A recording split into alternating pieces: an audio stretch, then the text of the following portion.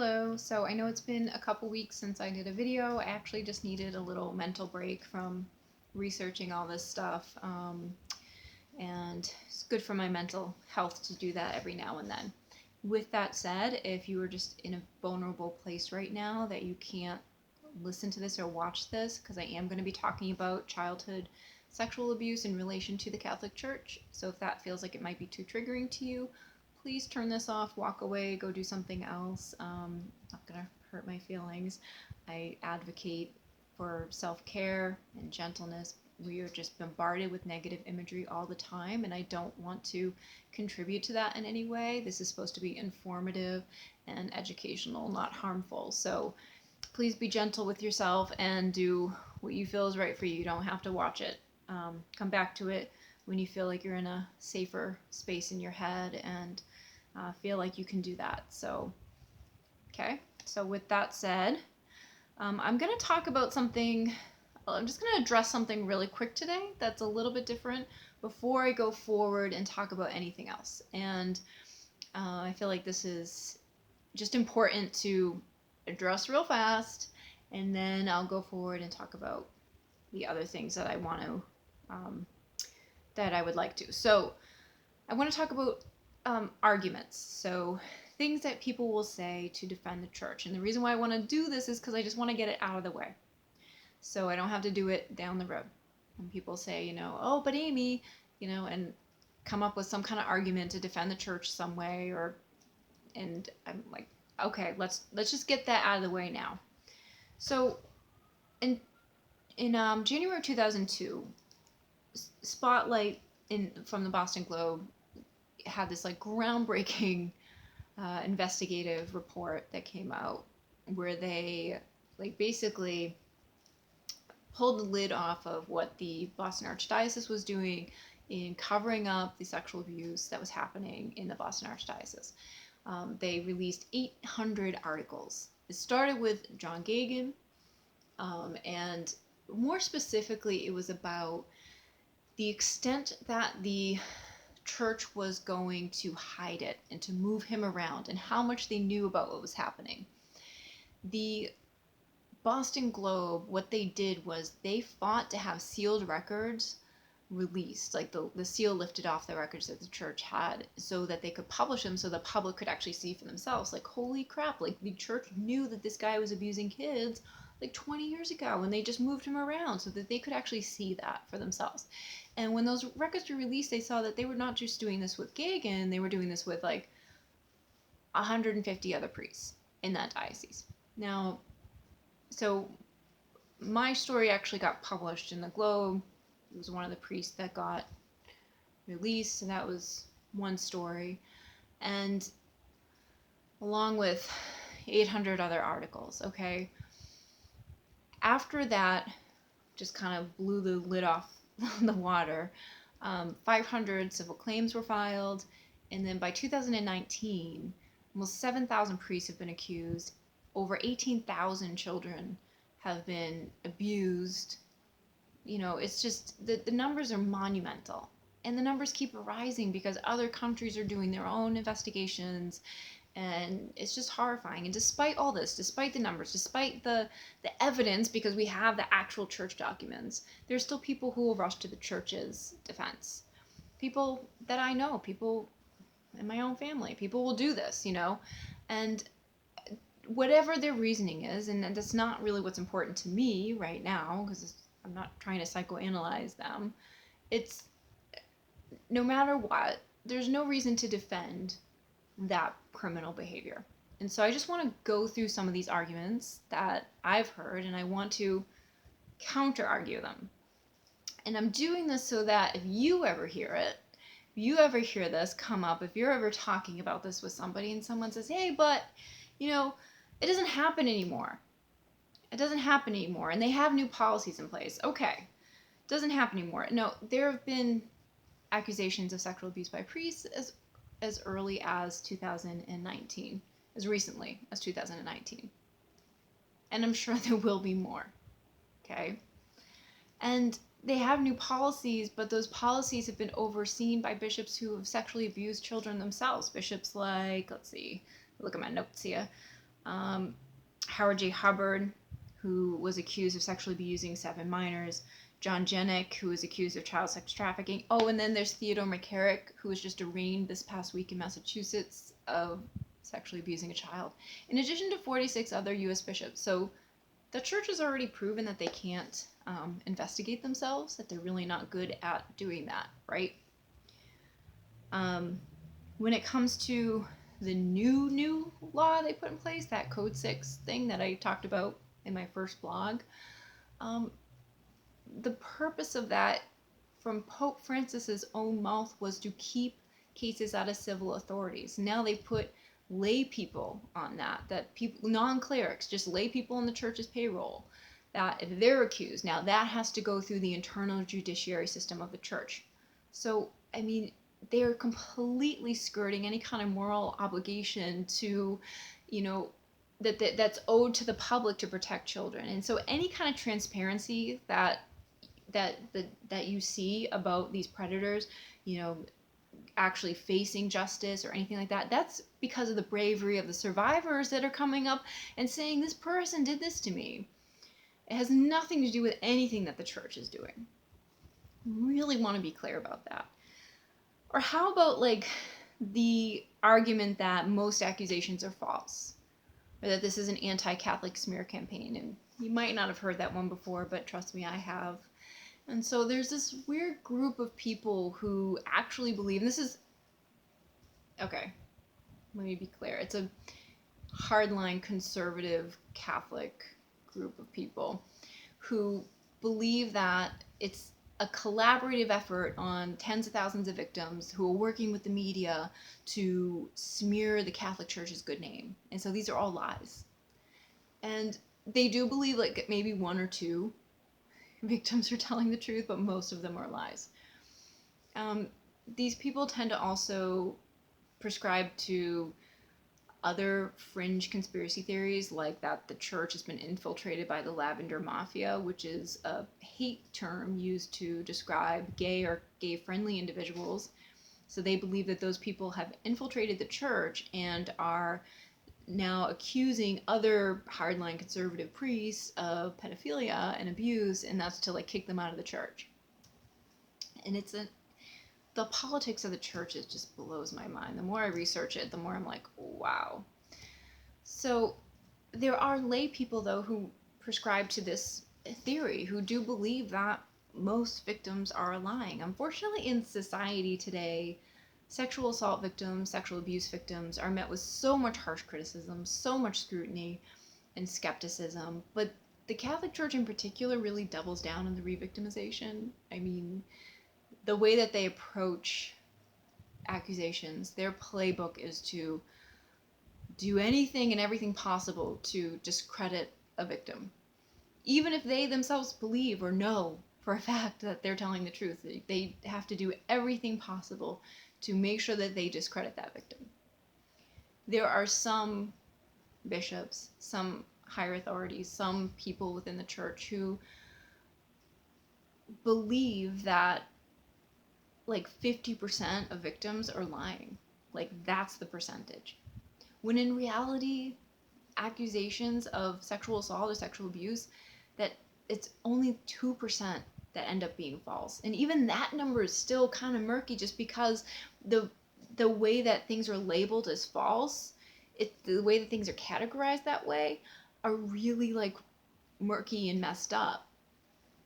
And so it's so rare that someone would make a false accusation. I'm not saying it doesn't happen, and I'm not saying that it's not terrible when it does, but it's so rare, and it does so much of a disservice to the victims who are actually telling the truth, that to treat most victims like they're lying is way more harmful.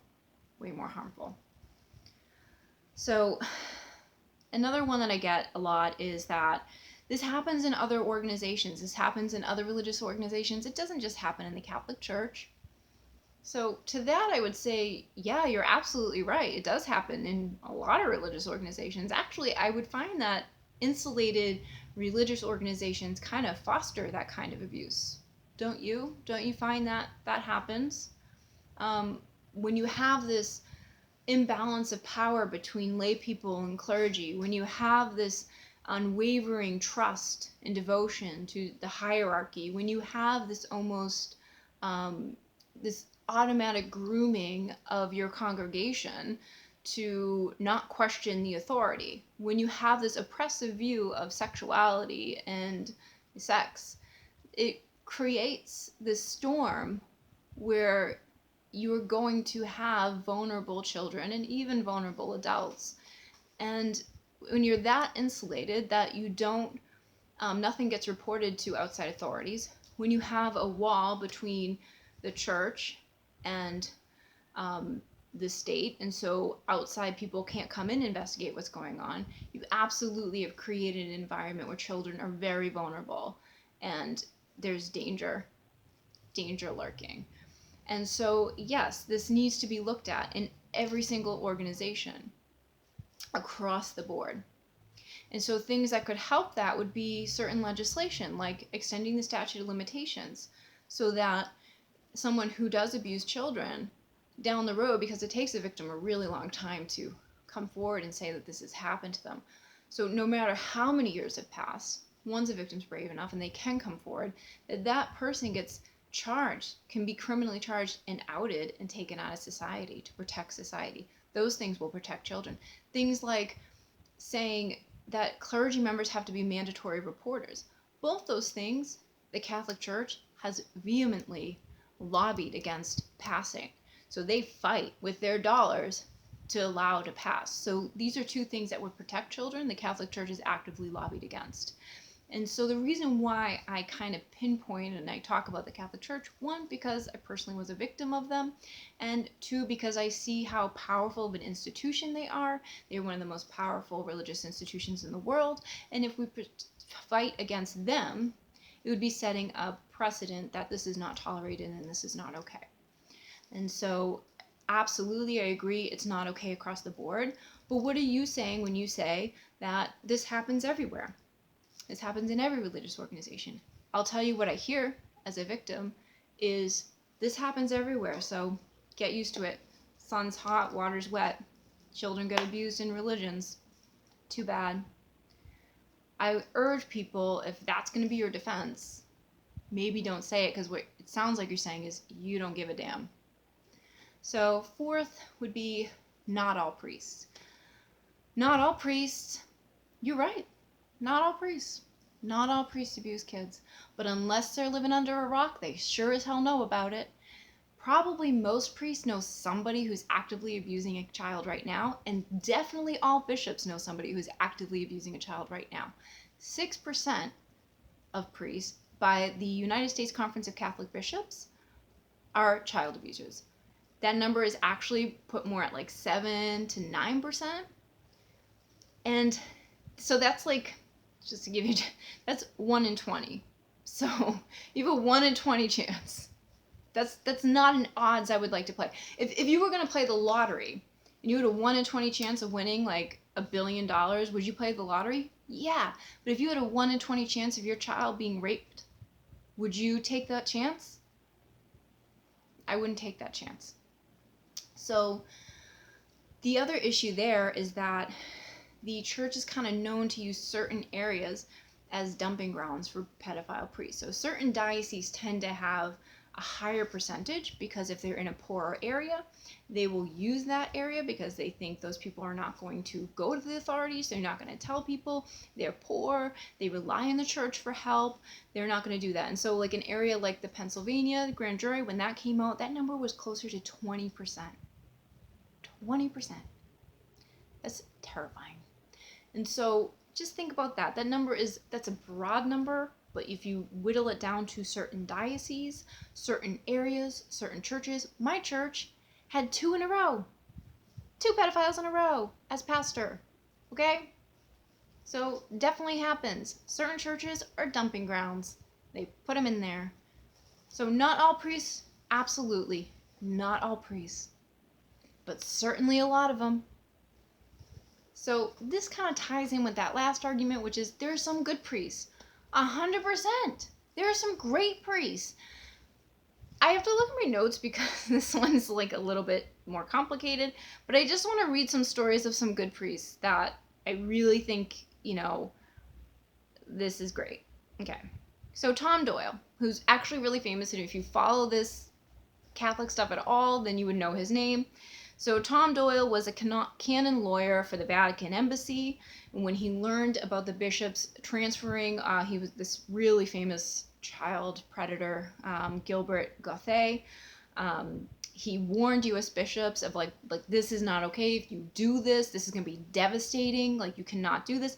He was removed from that position immediately, and he has basically been like his position. He had like this high-ranking like position. He got removed from that, and now he doesn't even wear his cleric collar. And he has testified in 800 civil cases and has been an expert witness to prosecutors.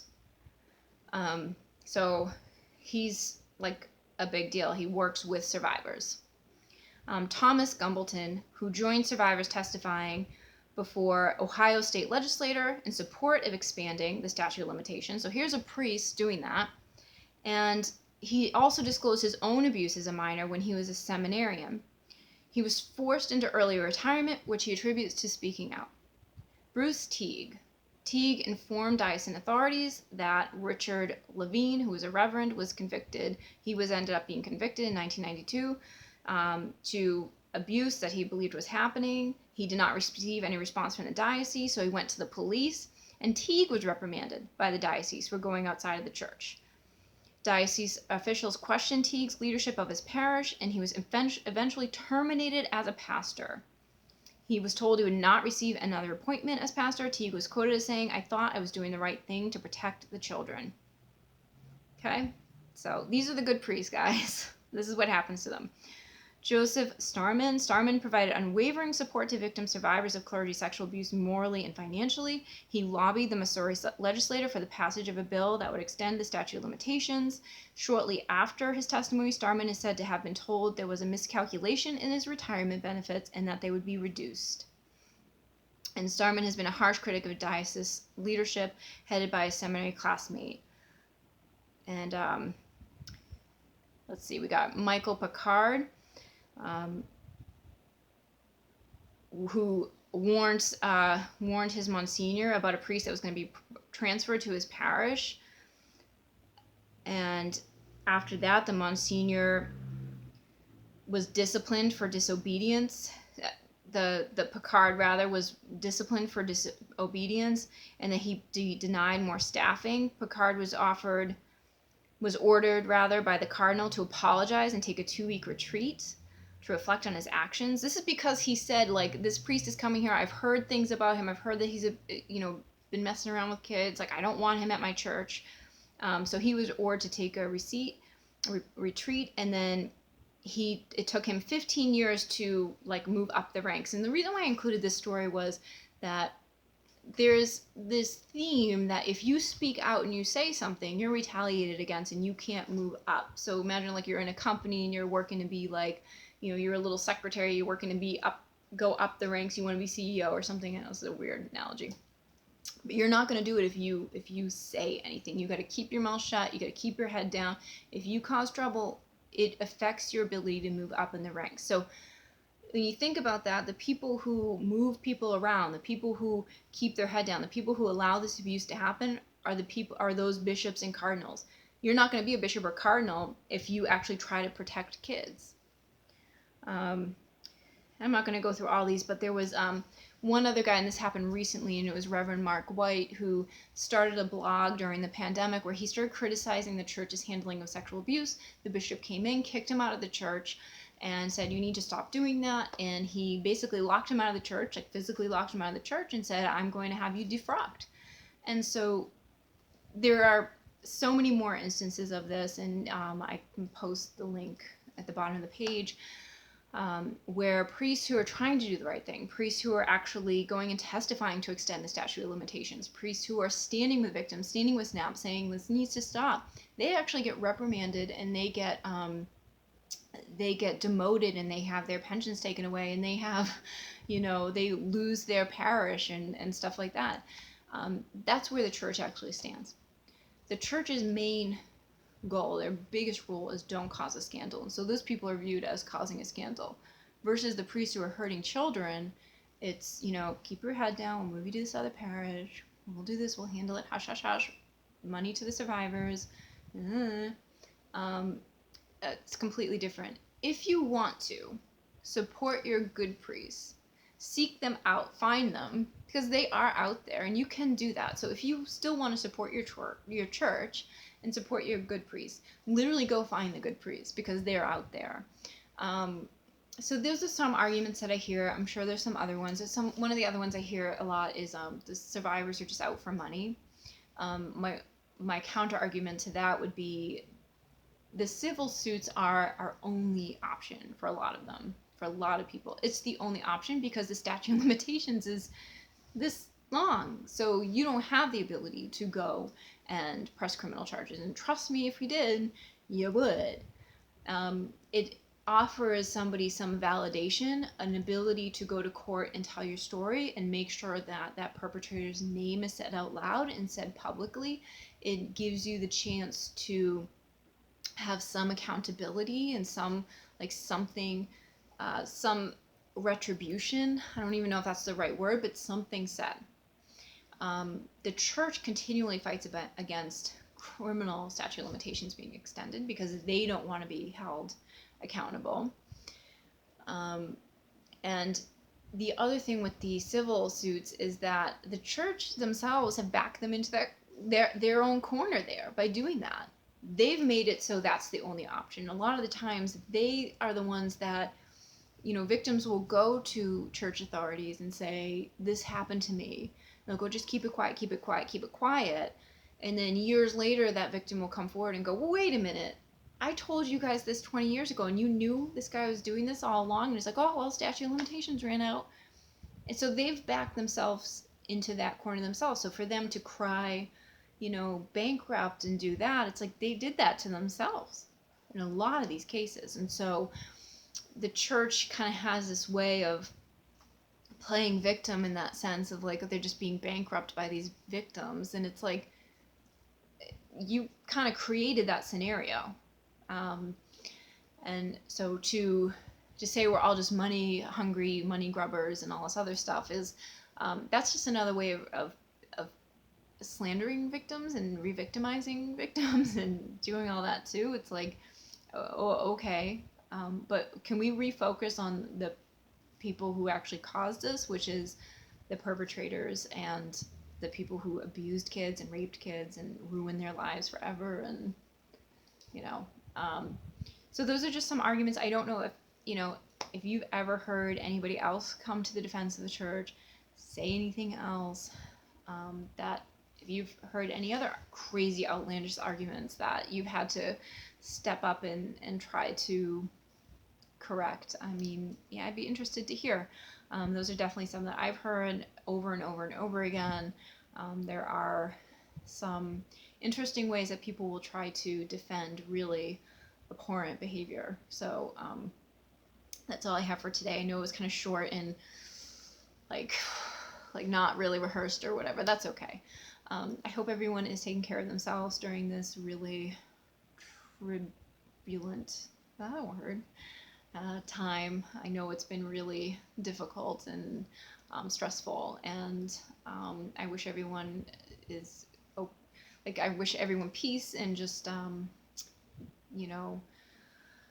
just take care of yourselves. Honestly, just be gentle with yourselves and with one another. Going forward, I honestly don't know when I'm going to do another video. It takes its toll, and so I hope to do one soon, but I can't promise that. But certainly drop your comments, drop your thoughts in the comment section below. I don't know if I'll do a blog to coincide with this or not. It's just too much work and my brain is fried, but little palate cleanser to end the day. These are so at work, James has these little kids that also sell at the market, and this is someone who drew a little picture of Edgar, our cat, for him, and this is the picture, and I love that. So, and then this, someone else made this, a totally different person, and this is, I don't think meant to be Edgar, but I love them. Anyway, that's a little palate cleanser. You always kind of need those little good things to focus on in life. So peace, and take care of yourself.